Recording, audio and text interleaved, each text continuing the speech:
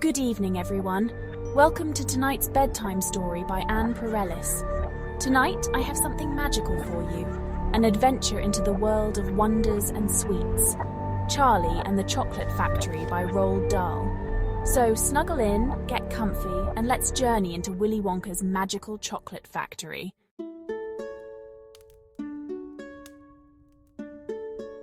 Once upon a time, in a small house at the edge of a bustling town, there lived a kind and humble boy named Charlie Bucket. Charlie lived with his parents and 4 grandparents, and they were very poor. Every day, Charlie would walk past the great big chocolate factory at the end of his street, but he could only dream of tasting the delicious treats inside.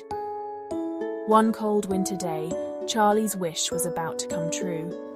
You see, the mysterious owner of the chocolate factory, the eccentric Willy Wonka, announced something incredible. 5 golden tickets were hidden in chocolate bars around the world. The lucky finders would win a tour of the factory itself.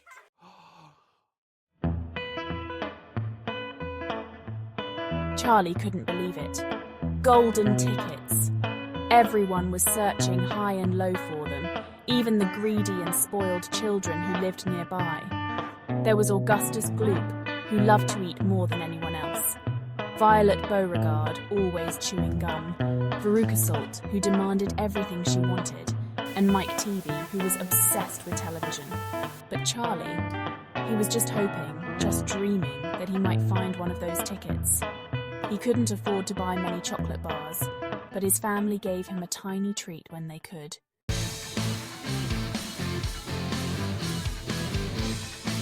One day, after much searching and with his heart full of hope, Charlie's luck finally changed. He found a golden ticket, right there in his very own chocolate bar. It was a moment of pure magic. His dream had come true.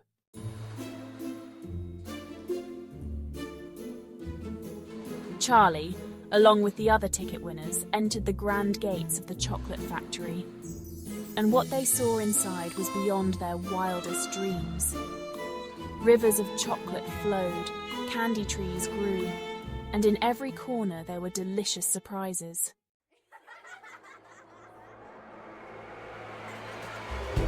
As the group moved through the factory, each of the children encountered their own peculiar and sometimes dangerous challenges. Augustus fell into the chocolate river, Violet turned into a giant blueberry, and Veruca, well, let's just say she learned a lesson about being spoiled. But through it all, Charlie remained humble and kind-hearted.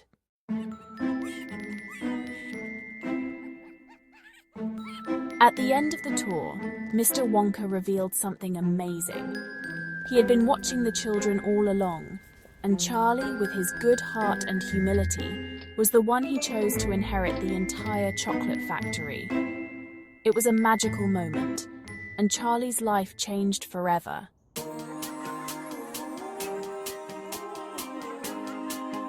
And so, Charlie Bucket, who had always dreamed of the sweetest of adventures, became the new owner of the most wondrous chocolate factory in the world.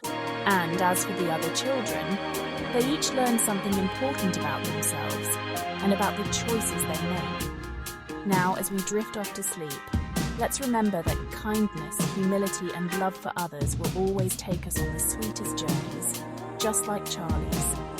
Good night, little dreamers.